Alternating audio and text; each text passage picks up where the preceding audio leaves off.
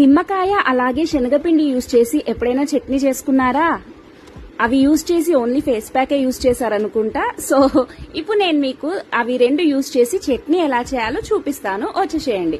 ఒక ప్యాన్ తీసుకొని దాంట్లో కొంచెం ఆయిల్ వేసుకొని ఆవాలు, జీలకర్ర, మినపప్పు, కరివేపాకు వేసుకొని నేను ఈ చిన్న కప్పు తీసుకున్నాను, దాని నిండా శనగపిండి తీసుకున్నాను, దాన్ని వేయించేసుకోవాలి. వేయించిన తర్వాత 1 స్పూన్ ఆఫ్ పచ్చికారం తీసుకున్నాను, దాన్ని కూడా వేయించేసుకోవాలి. వేయించేసుకున్న తర్వాత దాన్ని చల్లార్చుకోవాలన్నమాట. చల్లారిన తర్వాత దాంట్లో నిమ్మకాయ పిండేసుకోవాలి. నిమ్మకాయ పిండేసుకున్న తర్వాత మనము పెరుగుని మజ్జిగలాగా చేసుకోవాలి. చేసుకున్న తర్వాత దాన్ని మిక్స్ చేసుకోవాలన్నమాట. అంతే. ఎంత అంటే చాలా చాలా ఈజీ, టేస్ట్ కూడా చాలా బాగుంటుంది.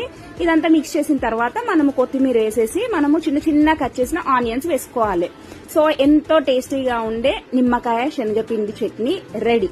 మీరు పక్కా ట్రై చేయండి, డిఫరెంట్ గా ఉంటుంది ఈ చట్నీ.